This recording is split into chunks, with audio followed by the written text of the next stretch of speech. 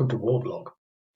I'm just doing this video to sort of like catch in. I haven't done anything for a long time, and but I'm not stopping. But I just sort of I think that I'm under a lot of pressure, and it just seems that I never have any time for anything. Um, but I've not stopped, but I haven't even been looking at the South Front site. I look at it and I think, my brain doesn't have that spare capacity at this moment. So I'm just going to sort of play this game and get another video up. I'm not sure what's happening in the Ukraine war, to be quite honest. I feel really bad because I spent so much time focusing on the Syrian war, etc., and nothing was happening. Now we've got this sort of proper war, sort of like fallen asleep. But it's not a permanent state of affairs or an intended one. It's just that I don't know. I think that sort of force is trying to sort of keep me away from it really. So I'm going to just sort of play it anyway, and sort of talk. So I don't really know what's happening or anything. I think I might have even played this one actually. The thing is, I think the front line shows no sign of really doing anything. I read today that Russia are sort of planning to do sort of like a big offensive in 2023. And my thoughts on it really are that I find it hard to believe that Russia has sort of performed as badly. I think they sort of, to some extent, they've done that on purpose. From the point of view that, between them and the West, they don't want the West sort of to, I don't know, either to say or to feel that, they're completely lost. So it's like it just seems to me that it's like a reciprocal arrangement in which there is a struggle now, which they can both sort of use to their own political advantage, which involves really just sort of a relatively static front line, and it's almost like a concession that they lose a little here, so that the West can sort of save some face, and then obviously they can gain something. Because I can't really believe that they haven't been able to. I mean, pulling out Kherson, I find that almost inconceivable, as to sort of how that could actually have happened. I know they pulled out mainly because of supply line issues, but it just seems to me to sort of be, I don't feel that is believable, because they would have dealt with that and advanced, or positioned themselves in such a way that they would have supply. And being unable to sort of advance on certain places, it just seems, maybe I just don't understand it that much, but considering the sort of the overwhelming size of Russia. But anyway, I'm just going to play this basically because I want to get a video up to date in YouTube, so to speak. And sort of maybe actually spend a bit more time, because it's Christmas coming up. I should, in theory, have a little more free time. So, I don't even know what's happening here. I'll get my drawing tool out because that's my favourite part. I can't even remember where it is.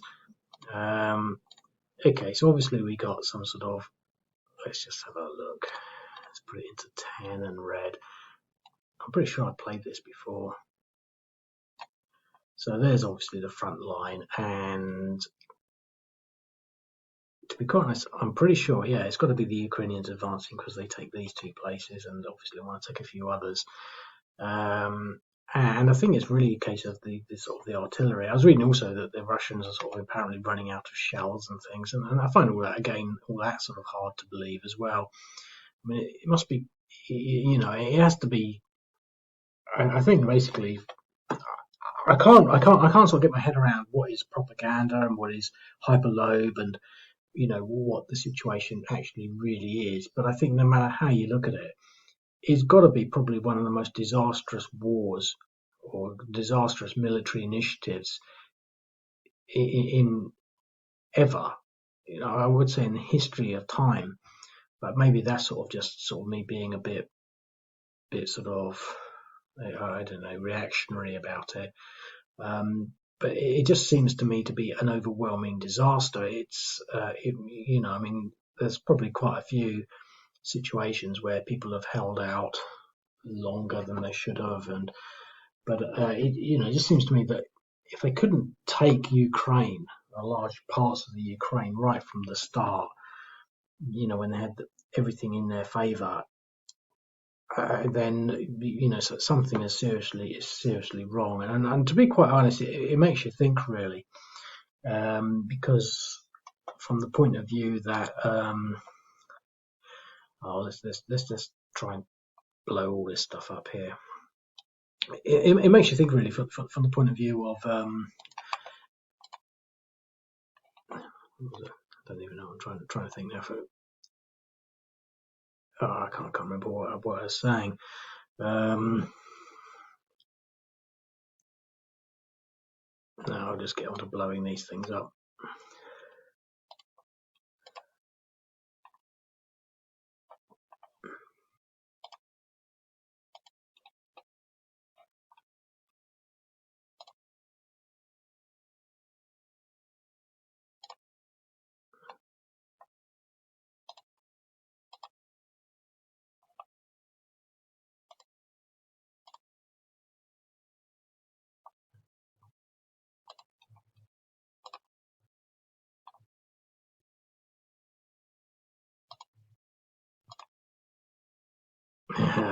Got something.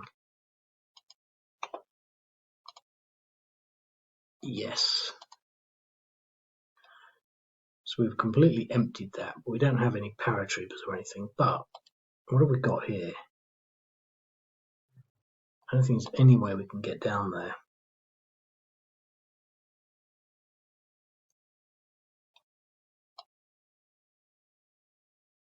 But I think to some extent that's symbolic of how it works. That was all air power. I mean, that wasn't air power. That was all artillery and missiles. So there's indirect fire, and also, and I think that is something that is affecting the sort of, the course of the war. They're just firing missiles and rockets and drones at each other, and obviously we haven't even got any ground combat, and there's something that has been sort of in the back of my mind since, because every time I read something, it's really not a case of any ground initiatives. It's really more about I find it hard to talk and to play the game at the same time, and that's maybe I'm just going senile or something. So I lost my train of thought when I tried to start doing things at the same time. But so obviously here we're making some good ground. But the question is what we've got in there. Depression's 1.5, 1.6. I don't think that we can attack that.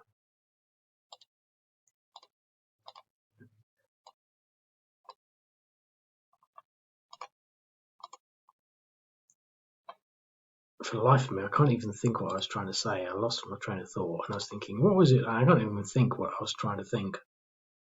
That's what's bugging me. I'm trying to think, what was I just about to say? And then I thought I'd do some moves, and then I completely forgot what it is, and I can't remember what it is. And there's something about Russia's complete stupidity. That was what I wanted to think about. Say, it makes you think and realise this is exactly what I was trying to say. God, I got it back now. I better say it before I forget it properly.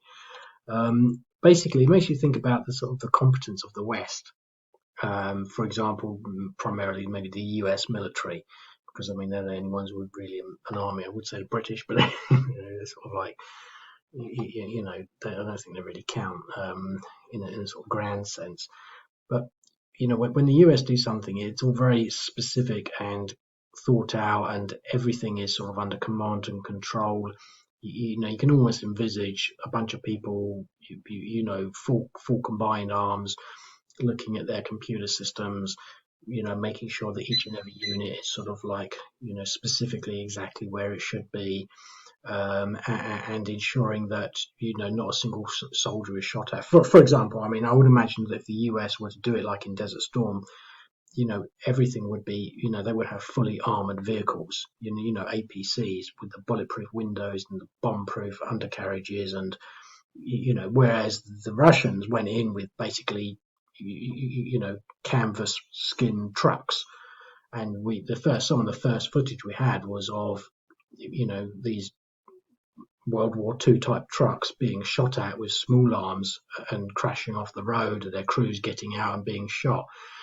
And I think that's symbolic, really, of sort of maybe something that is something you could say, well, this is actually a significant part of it. Because I would have thought the Russians would be at the same level, that they would not have gone in with light-skinned vehicles for carrying personnel, and that nothing like that would have happened, and that they wouldn't have lost anything at all.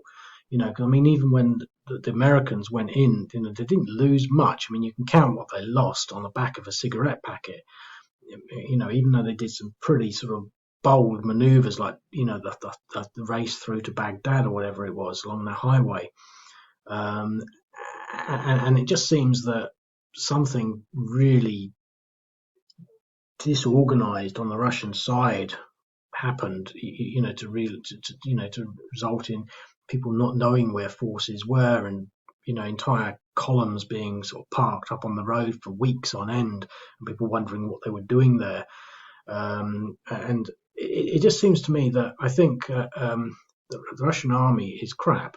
I mean, it's the only real conclusion I can come to, and the thing is a shame, really, because I do sort of think that Russia had a sort of, casus belli to to defend themselves, and I'm a believer that if you have an army, you have to at least understand that you have to have the balls at time to use it, and that was what I saw it as. That's how I saw it.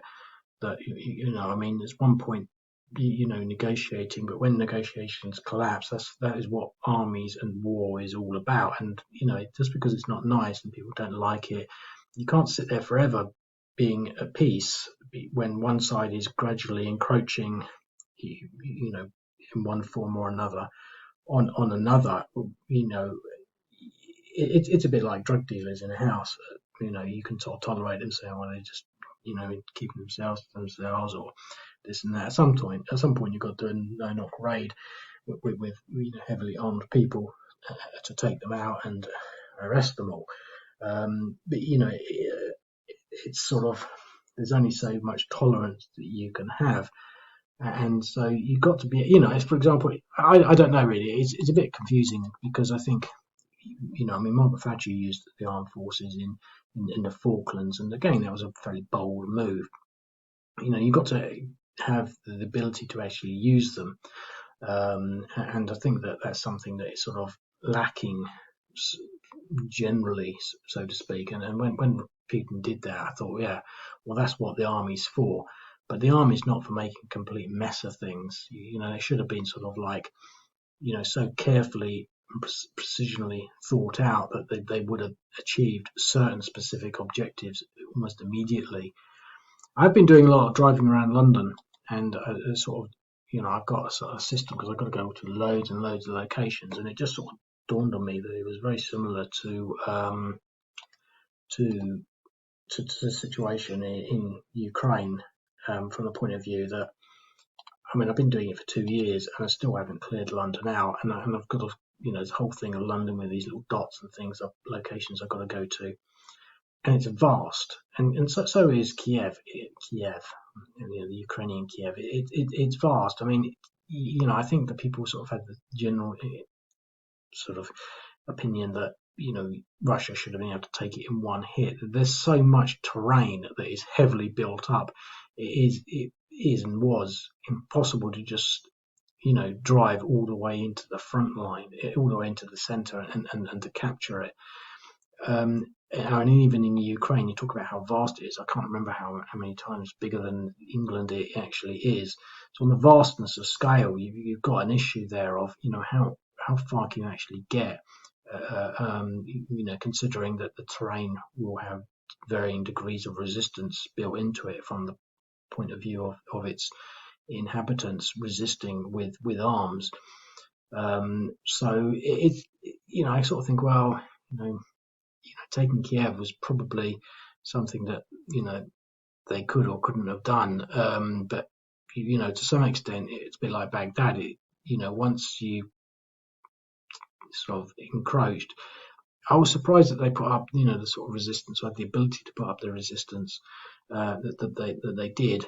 Because even now I think, well, surely Russia should be able to just take Kiev, because that would be, cut the head off. That's the capital, I think. It's the capital, big city, and what am I going to do with these?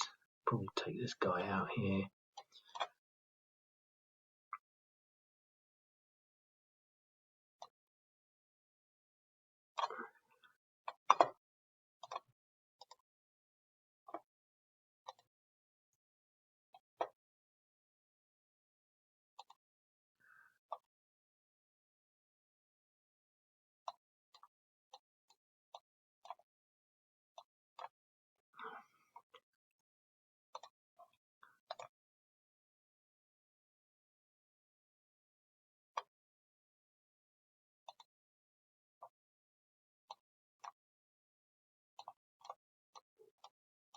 I'm not sure. I'm not sure really what future there is really on the war, because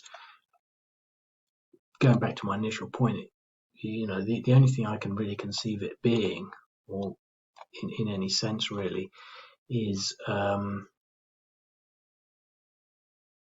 sort of consensual, I don't know, like permanent war that they've built now, that the US and Russia can now sort of feed their arms industry on. I always consider it like punch up at a pub. The two blokes get up and they're facing each other off.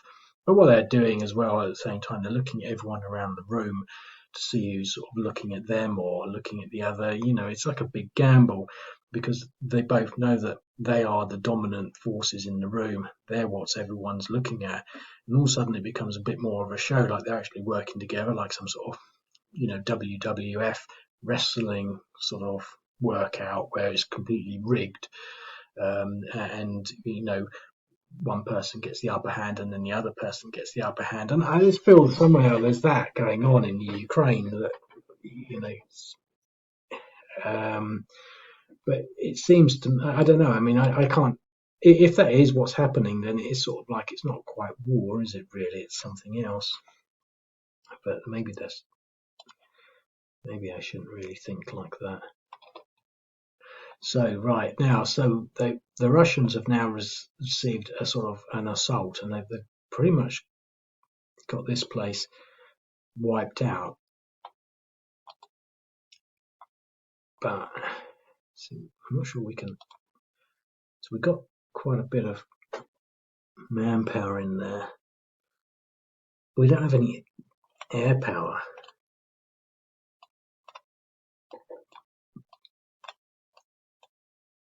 But anyway, I do intend to do more. I intend to sort of try and, it just seems not so long ago that I would just be able to sort of sit there and, just tidy up a scenario and work through something. And I can't even sort of think of, simple things really anymore.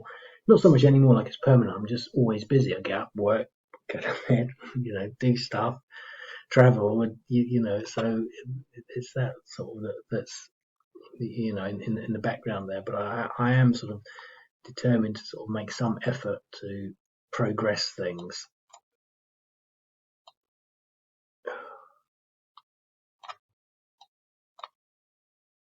Right, so what have we got here? So one of I'd like to attack that stack there, but I'm not sure how I can. I don't think these units are going to move very fast through there. But we could possibly.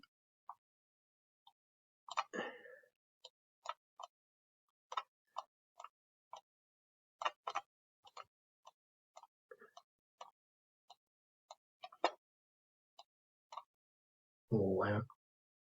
he could possibly get in there. Yes, he's still got some movement as well. If we can do that.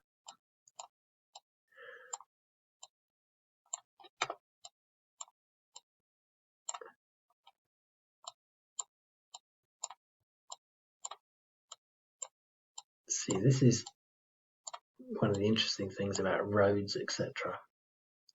So I use my rockets there.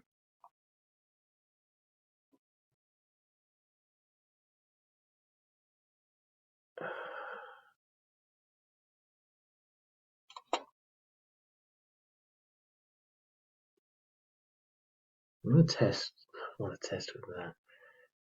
I'm going to test here. That leaves him with. So he can move 2, but then he can't. So he can move there and there, but he wouldn't be able to do anything. So that attack is not going to really work. But let's see what we can do here. Rockets. 1. Okay, let's just attack with this big stack.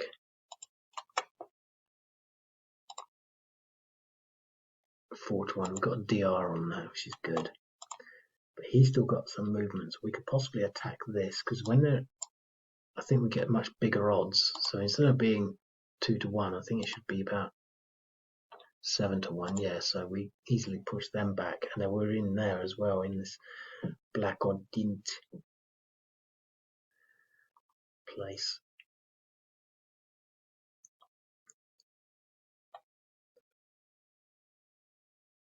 What we've got here, we've got rockets. I think we've got to bring these rockets down this way.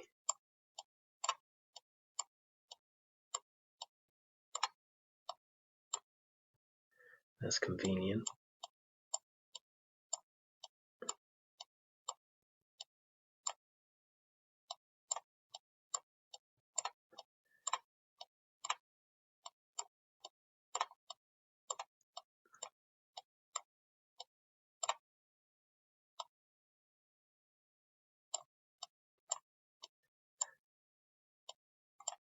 Another thing that I maybe sort of feel like touching on really is, it's interesting actually, because I feel one of the things I've been doing in these videos is just sort of expressing myself, but generally speaking within the confines of war and things, but sometimes sort of on, not so much on personal notes, but more to do with sort of other things. I mean, basically, for example,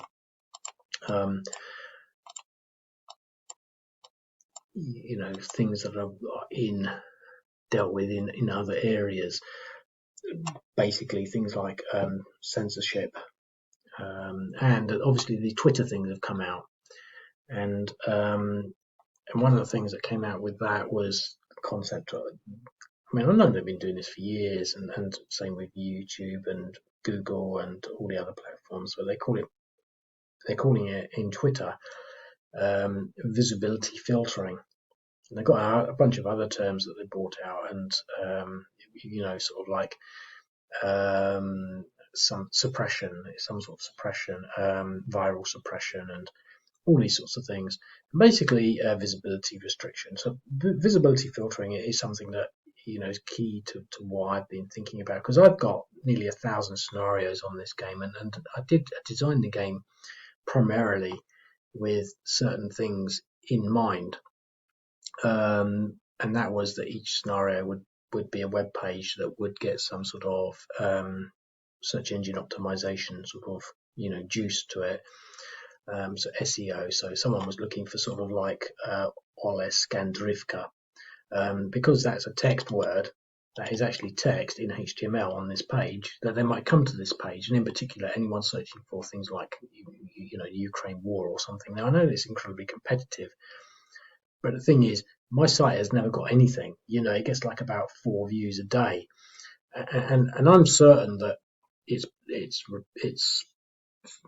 suppressed, that it's black, it's you know, it's kept out of any sort of any visibility anywhere, because, you know, I mean, I've been doing websites for 22 years now, and you know, and so I know a bit about search engine optimization and how things work.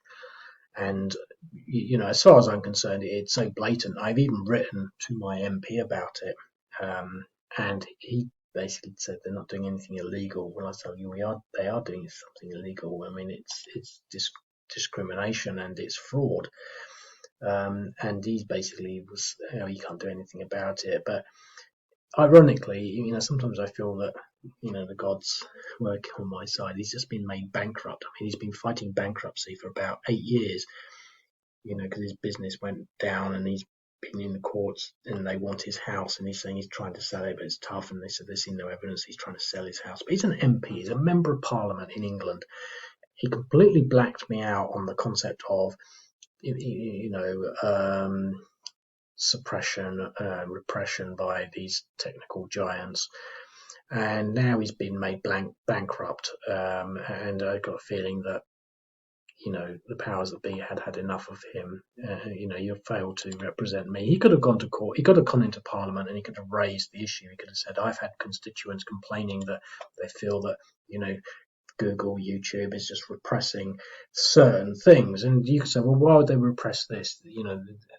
For example, I was just reading about how they repressed Donald Trump in Twitter on the South Front site, actually. There it is. I was just reading now. That's what prompted me to sort of play the game. In there, it was saying that his language was coded language to incite violence. And my initial reaction to that was, they hate Donald Trump so much that anything he says is going to be, in their opinion, incitement to violence. That's just how it is. They just hate him so much. Anything he says is going to be seen as a hate crime. And I don't like using the term free speech or anything like that. It's like I tend not to. But the point is, there is forces out there that are repressing sites, and so you could see, well, why are they repressing this? It's about war, and I think the general consensus is it's unethical. And it's like, really? Well, it's not. It's legal. So that's the end. That's that. It's legal. Because it's unethical. Well, there's plenty of games out there like Grand Theft Auto and Call of Duty, which are far more bloodthirsty, far more sort of in your face with the violence. And I've always been of the opinion they just don't like small people like me, potentially getting global audiences. It's massive what it could be getting. You just have to look at my YouTube channel. It's pathetic. I've got about 300 subscribers.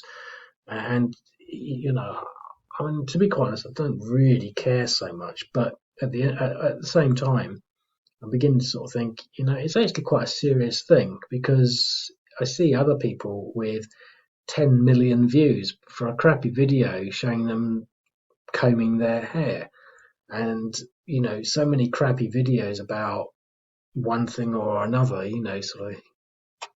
alarmist videos about Nazis on the moon and, the truth about JFK assassination. YouTube is big business, full of people doing lots of stuff, making lots of videos, primarily just for content creation to attract traffic and the revenue that they can generate from that. So we're looking at videos, people that get 10 million views. Now, I've got another YouTube channel which I started quite recently. It's one of the reasons I'm a bit slow on this. And I've only got 170 subscribers, 173 subscribers. So I've got less subscribers, but I've already had more views than the Warblog site has. And, it's taken me 2 years to get 170 subscribers, and it's taken me about 6 years to get 300 on. But both of all these numbers are just so stupid and pathetic. And as far as I'm concerned, it's not right, because people do things. For example, I did not make this game so that I could just play it on my own. I've got a handful of people playing it, but it's sort of, I can remember doing not so much market research, but I was looking at a similar hex encounter game that used to be played.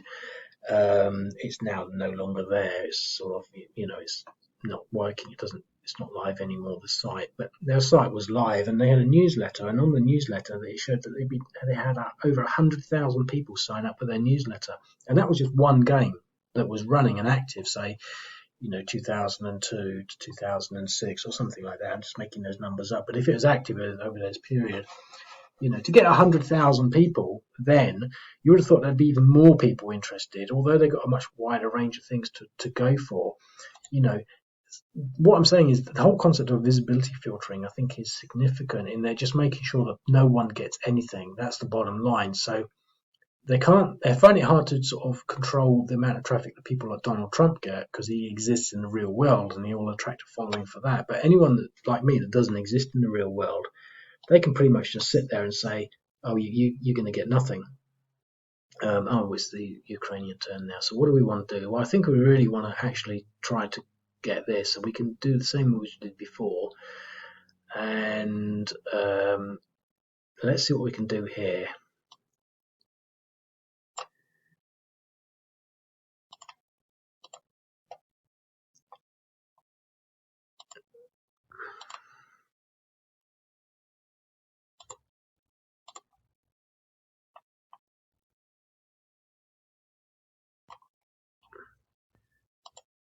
But like I say, I mean, I didn't make this game so I could play it just on my own.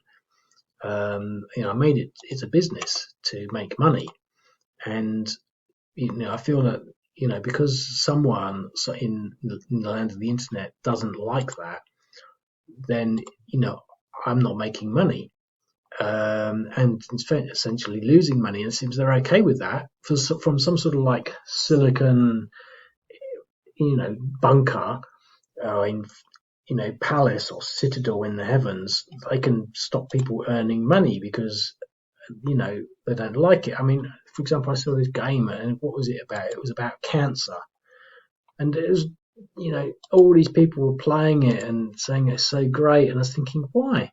It's about cancer. It's got to be the most boring thing ever. Look at that, he's stuck in there. Like, he doesn't want to go. 15.6. That is unreal. Absolutely unreal. He should go. I mean, drones always cause a morale check. Yeah. But 1, 2, 3. Can we get there? 1, 2, 3. Yes. That is. See, that is. See, I think that's about typically sums up the whole of the Ukraine war, really, because what's actually happening is they're using air power, and then we haven't really had any battles. I think we just push these people away here, but it's all about where you apply your air power, etc. But my other business and my other activity, so to speak, that I'm sort of involved with, is actually what I would call sort of, I don't know, far more mainstream, in the sense that I can really understand that no one's interested in war blog, because unless you're interested not only in war but actually hex encounters, which is a really fringe thing. But the other thing I do is basically really mainstream, and it still gets absolutely nothing at all. And this is a big nut to crack next. Nope. So we're not going to take that out.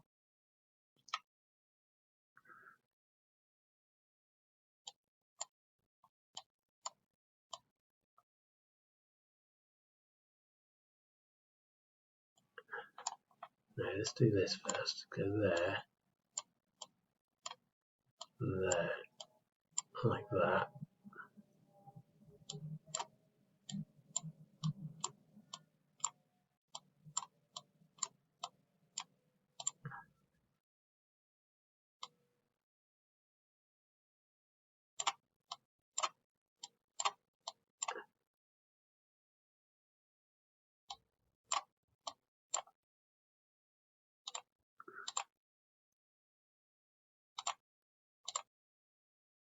And again, it's sort of like I would put these battles onto Twitter. Every time I did a scenario, I put it on Twitter, and virtually no one ever responded or commented. The only thing that would happen if there would be some sort of robot retweet. There were a couple of robot retweet things out there, but no one. Basically, I would almost say that never did anyone make any sort of comment. And you look at Twitter and you sort of see all these things with hearts and retweets, and you look at them and some of them have none. Yeah, fair enough. But I mean, I can't remember how many tweets that I've made, but I made hundreds, if not I probably haven't made more than 1,000 because I don't do a lot of just tweeting. I'm not busy tweeting.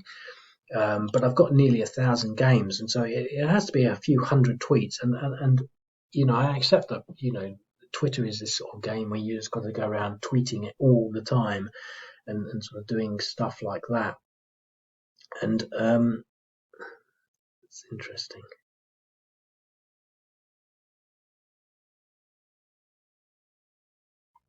So we've taken that. We've still got drones. So let's put the drones on here. And I'm sort of thinking, I wonder if suddenly people will start to see my tweets. I wonder if my tweets have actually been visibility blocked or filtered or whatever it is. There is actually some sort of system that you can check whether you've had any of these things happen to you. But as far as I'm concerned, that's actually the crap. I think they're doing it definitely without any question, and they're never going to reveal it because I think you've got two levels. You've got the overt and the covert. The overt is things like obviously President Trump was removed from Twitter, but the covert is basically their algorithm it's baked in that no one gets anything. So they can't say they're repressing you because it's the same with everyone. But the thing is, someone along the line is getting what we call that viral treatment. Sort of like, you read it and sort of some old man has made, something and, isn't this heartwarming? And it's gone viral. No, it hasn't. Things that go viral are people being stabbed to death in the street. That goes viral. No one cares about people with cancer, as bad as it sounds, but they don't. I mean, I can't believe that people were playing a game about cancer. I mean, people like things like Grand Theft Auto, and if it was more acceptable, people would be watching, playing those school shooter first-person shooter games, where you go around to a school and shoot all the kids or something. These are things that sort of, inherently kids sort of like because that's how kids are, or young people, and people sort of like that. And they're using the internet to sort of like, to sort of to nudge people away from that and to nudge them towards their perception of good behavior. And obviously, war is not good behavior, especially war where you're not really on the side of the Ukrainians. And so I don't know. I mean, I'm just sort of thinking that so it's the Russians' turn now. So we've lost that place down there. I think we really need to sort of try and keep this place because otherwise we might lose it next turn.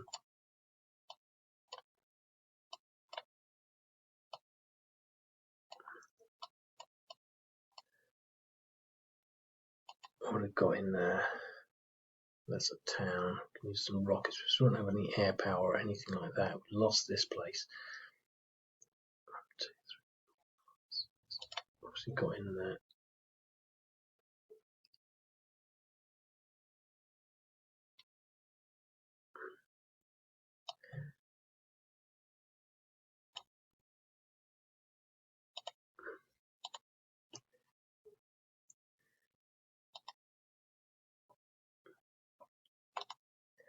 But I do sort of think, well, I don't know. I just think that it would be nice to know exactly how it works because I understand search engines, I understand websites, I understand search engine optimization, as I call it. I don't call it that anymore. Search engine management, I call it, and that's the very best from the point of view that just managing things. I mean, it's quite often I say, to a customer, are you the first thing you got to consider when talking about search engine optimization is does the government want you to win? Does the government want you to do business? Because if they don't, you're not going to get anywhere in the search engines. It's like, are you cursed? And you can't say that. You can't sort of say things like that. They sort of look at you and think, are you mad? I mean, people will come to me with something like, sort of like they want to be an electrician. Well, the problem with being an electrician is that you go into people's houses. So what happens is someone someone has a problem with their light switch and they go to an electrician and they'll call out for a 24/7 call out. And that means that they can be asking anyone they've never seen before to come into their house, and anyone that can create an electrician's website can then suddenly find themselves going into the house of a relatively vulnerable person.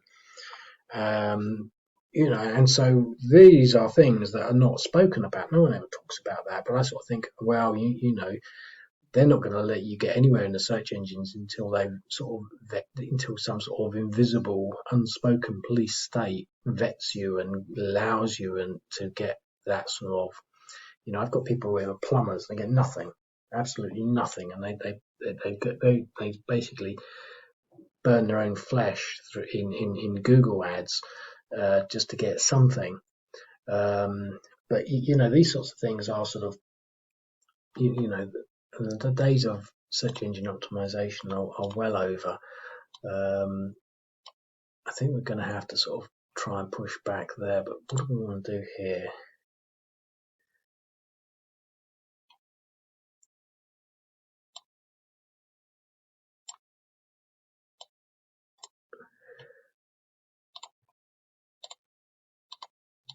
But if there was like a parallel universe, 2-to-1 an exchange, you could sort of say, well, really, this should have happened or that should have happened.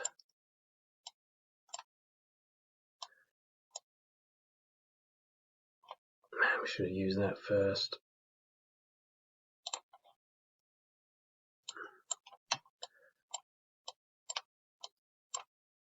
Yes, because I sort of said, there are so many unknowns, because when you're working against, say, what I call the police state, you're sort of working against the dark forces that are repressing you, keeping you out of the search engine results, so to speak. I mean, this isn't conspiracy theory stuff, really. It's just sort of like something that's quite clearly happening across the board, so to speak.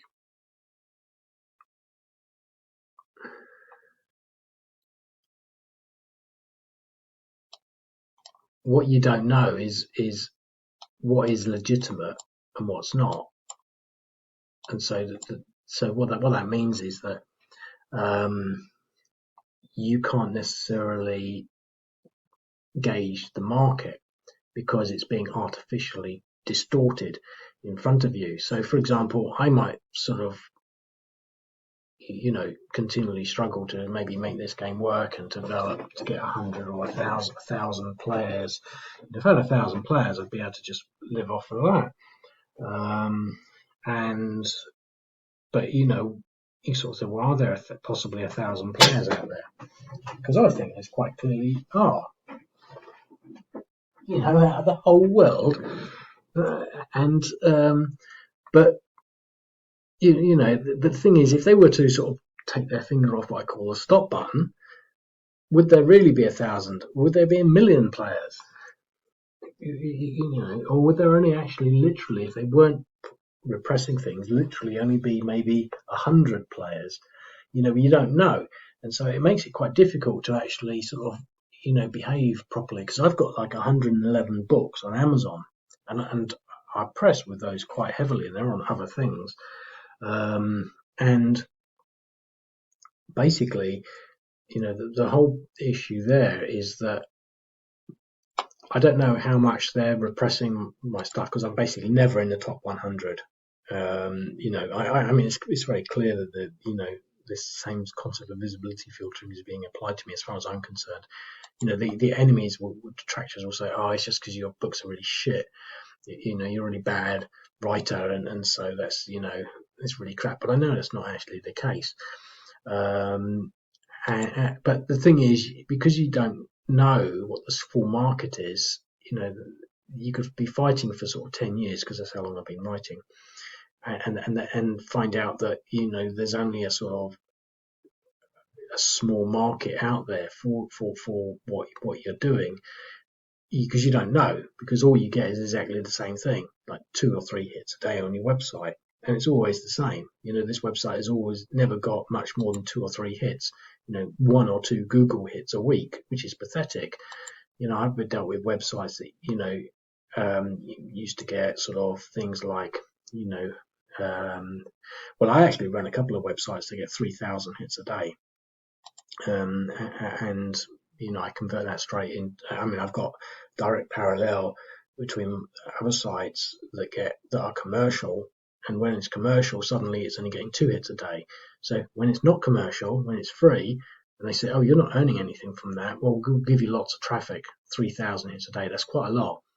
But I got basically exactly the same thing under another domain, done in a different way where I can monetize it, and 2 hits a day. So they're actually putting a stop button, and I think that this is something that's never going to come out of all these Twitter things. I think it's sort of you know I think the situation is far worse, but I don't know what it's got to do with this sort of scenario or this game. But it's all relative, really, because the thing is, if this game was pulling its weight, it would be bringing in a significant amount of money.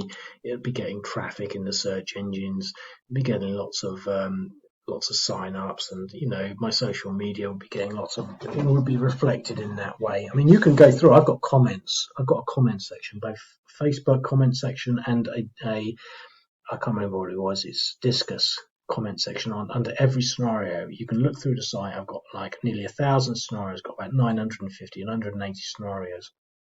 Everyone's got a place to comment. Not a single person has ever commented. Never.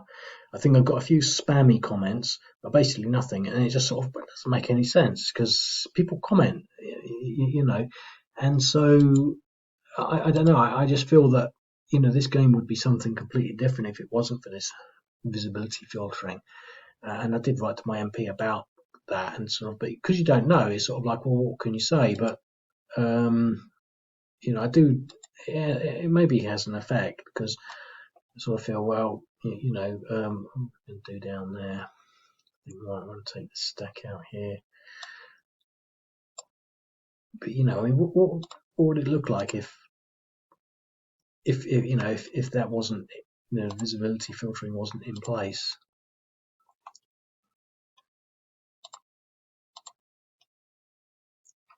Anyway, I'm just warbling, really.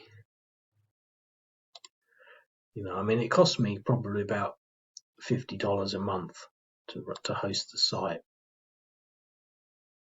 which is like a lot of money when you're getting nothing, and that's in the domains cost, and so when you look at it like that,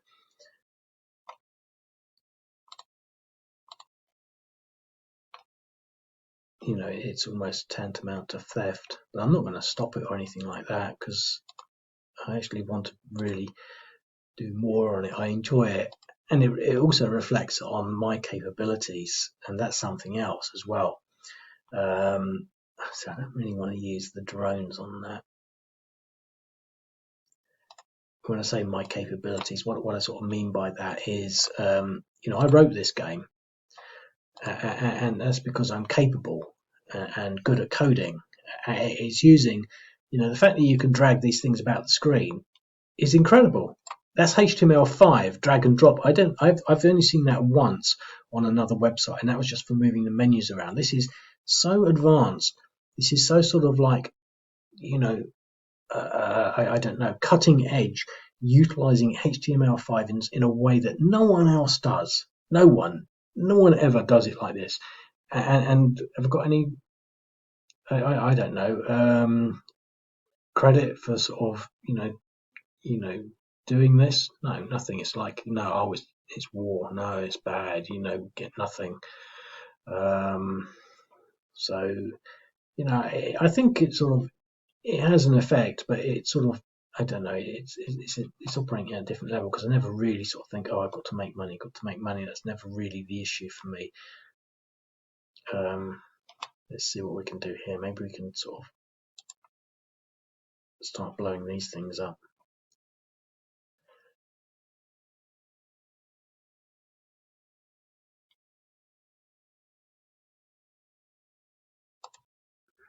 Let's try blowing these things up.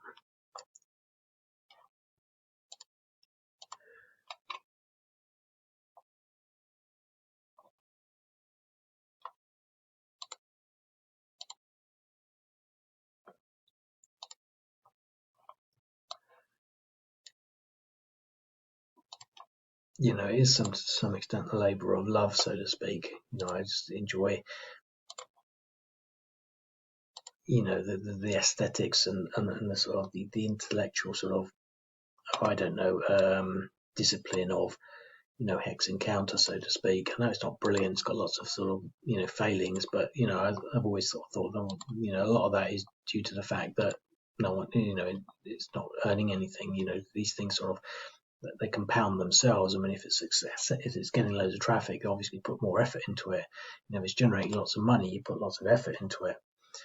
But I think, generally speaking, I'm sort of finding myself, well, not directly, but partially in a world where it sort of says, "Oh, you're good for nothing. You're no good at anything." And I think this sort of game basically sort of, is proof that I am good for something. And I think it's unfair that I've been, if I have been repressed or visibility filtered, I think that's unfair. But I don't really, because you don't know, you don't really think about it too much.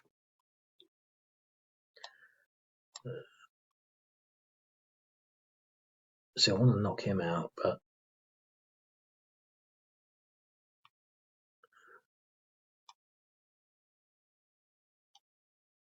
he can get in there.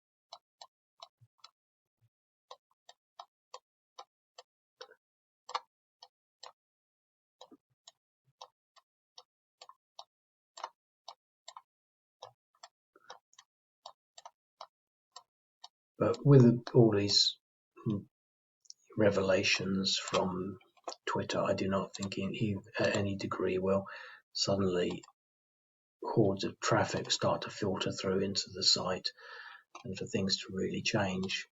I mean, I think they will be in complete denial about everything permanently, forever. They're not going to, otherwise there would be court cases and compensation claims and suing going on. I think that the FTX collapse is quite relevant, really, because these people, they're incredibly powerful, come out of nowhere. Friedman, whatever his name is, and then all of a sudden they collapse, and that's it. You're not getting anything back on that. 0.1. It's going to be less than 5, isn't he? So let's try and push him back.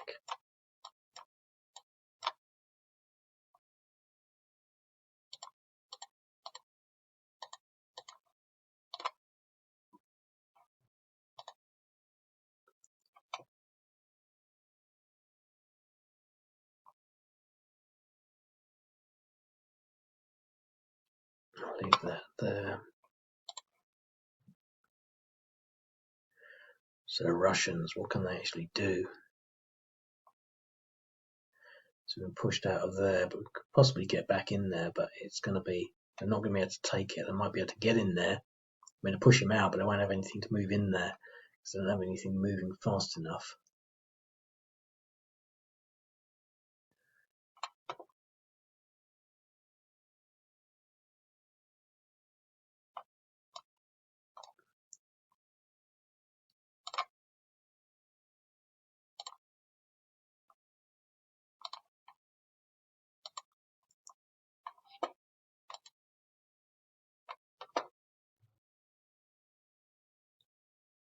But as I say, really, it's just really me trying to, 0.6, is that it?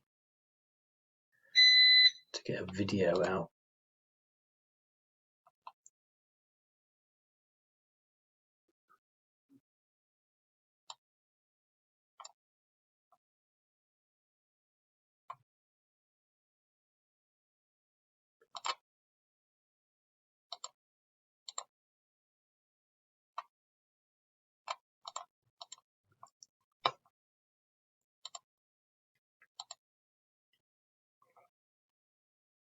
it was in part prompted from an email from Patreon saying, sign into Patreon and let your followers know that you know you're still interested. And it never dawned on me. I've got about 2 Patreons, I think, and it never dawned on me that I had a duty to continue to perform, which I do intend to do. But it didn't, because I was so active. It was never something that I thought, oh, this or that. So I could possibly take that by attacking him first. I'm going to do it because I've only got a few minutes left. He needs to DR. I need a DR, not an AR.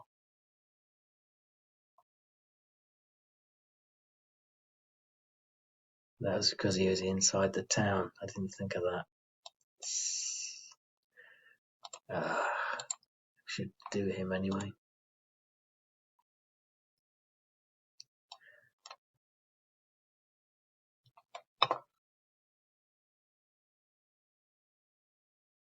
Well, there you go. Well, I think it's an interesting scenario. I think they're all interesting scenarios. Obviously, I just really wish that I could start doing more and getting sort of, more scenarios, more videos, and all into play and more up to date with what's happening in Ukraine.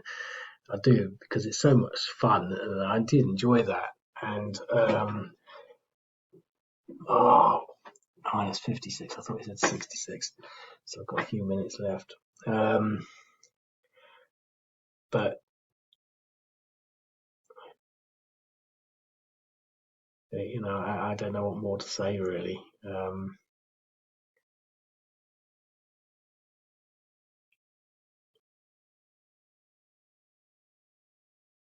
just sort of looking at all these fantastic little counters and things like that. But yeah, I do intend to do more. And I might have said that a few times now, really, but they just sort of got to sort of, I don't know. I think I've actually got to start making the time. It's just there's not a moment where I'm sort of sit down. And I actually do.